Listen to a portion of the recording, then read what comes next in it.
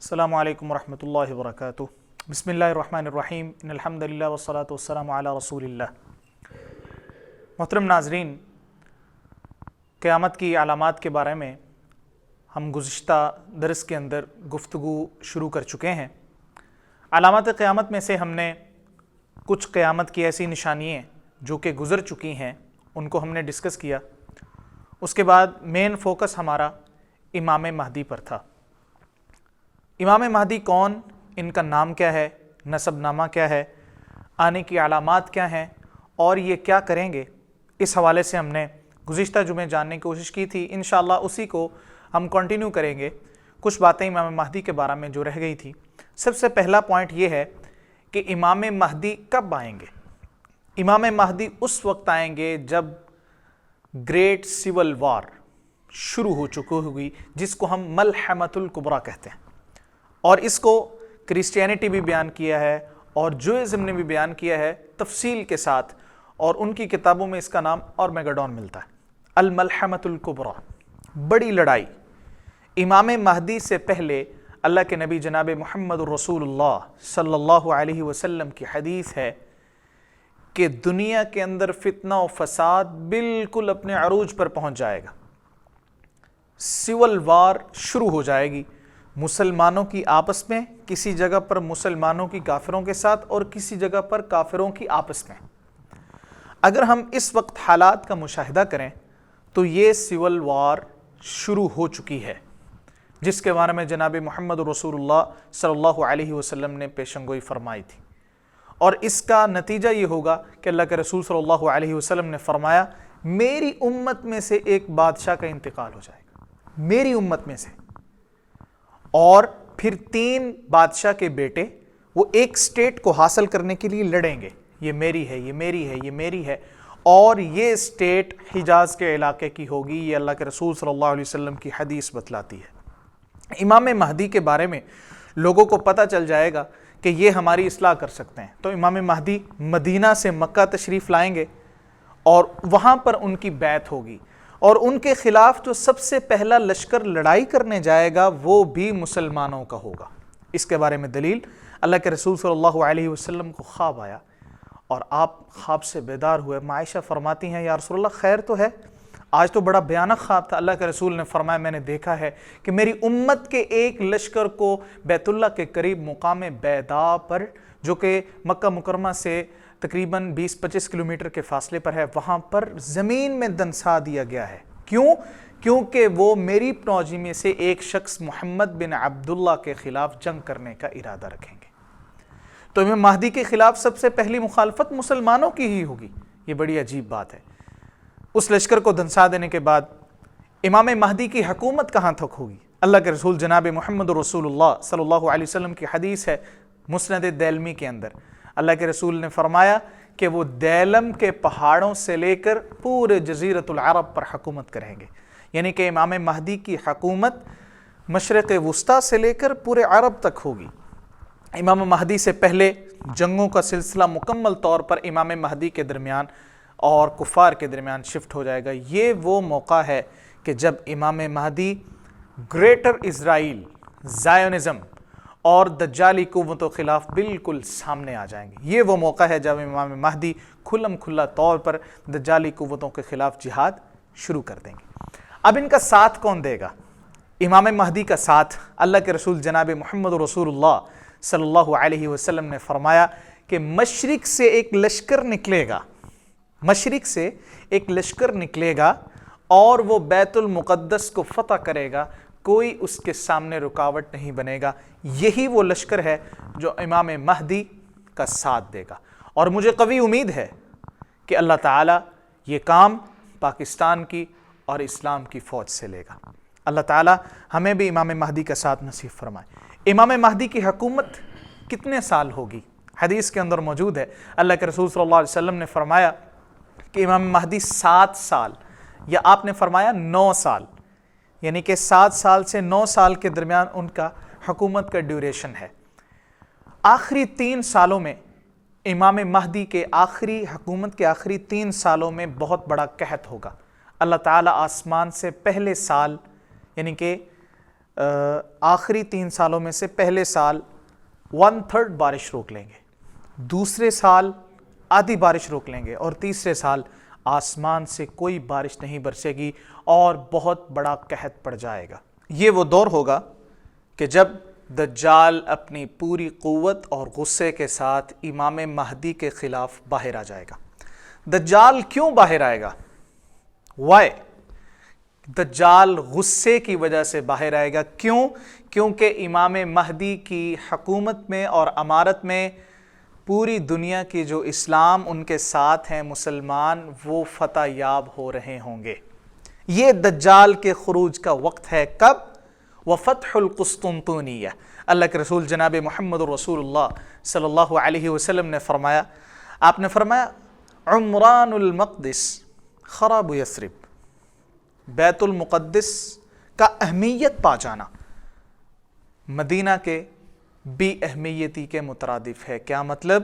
کہ جب بیت المقدس کی اہمیت زیادہ ہو جائے گی، آپ یقین مانیں میرے بھائیوں بہنوں، اس وقت بیت المقدس اور ارض فلسطین پوری دنیا کی نظروں میں سب سے اہم جگہ بن چکی ہے۔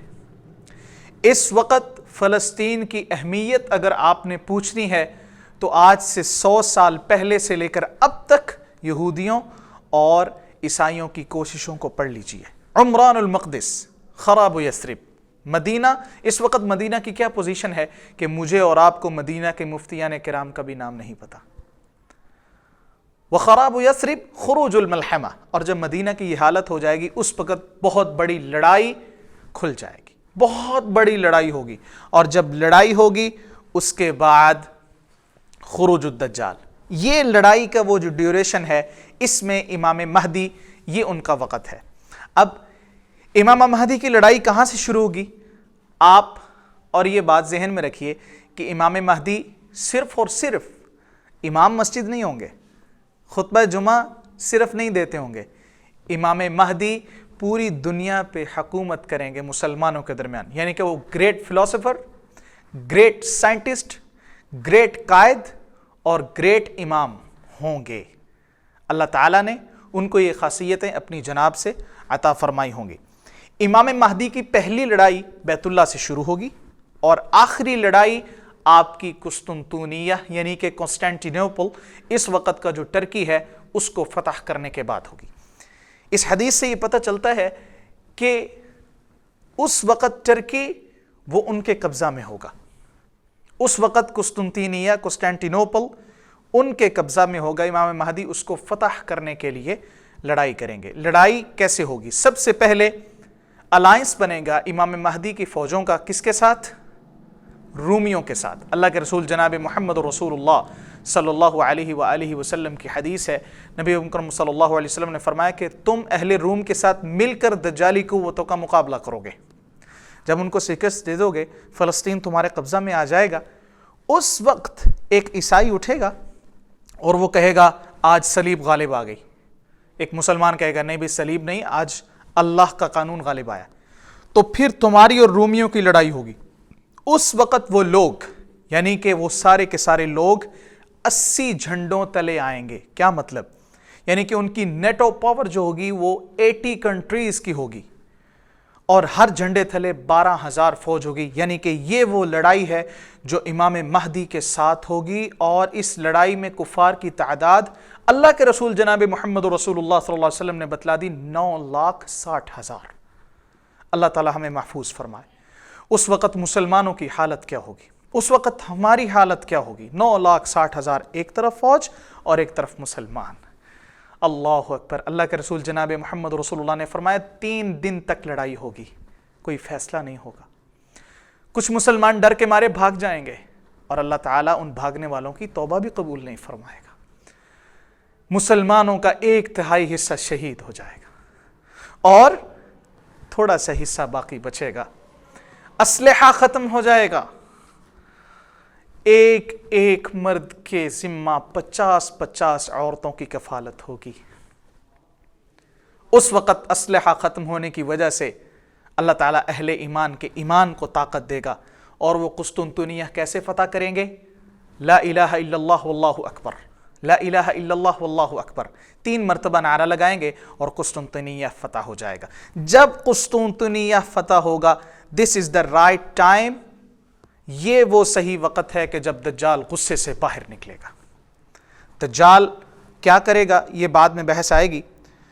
امام مہدی سب سے بڑی نشانی، خود نہیں کہیں گے کہ میری بیعت کرو۔ امام مہدی بیعت کرنے کو اور خلیفہ بننے کو ناپسند سمجھیں گے، لوگ ان کو مجبور کریں گے کہ آپ ہمارے قائد بن جائیں۔ امام مہدی، اللہ کے رسول صلی اللہ علیہ وسلم کی حدیث ہے کہ مال تقسیم کریں گے، سخی ہوں گے، دل کے فیاض ہوں گے، اور یہ بات یاد رکھنے کی ہے کہ امام مہدی اسی نسل میں سے ہیں جس نسل کے اندر امام جعفر صادق ہیں، جس نسل کے اندر امام محمد باقر ہیں، جس نسل کے اندر امام حسن بصری ہیں، جس نسل کے اندر سیدنا حسین ہیں، جس نسل کے اندر سیدنا حسن ہیں، جس نسل کے اندر امام موسیٰ کاظم، امام تقی، امام سجاد، یہ سب کے سب اسی نسل میں سے ہیں، اور اسی نسل میں سے امام محمد بن عبداللہ المہدی ہوں گے۔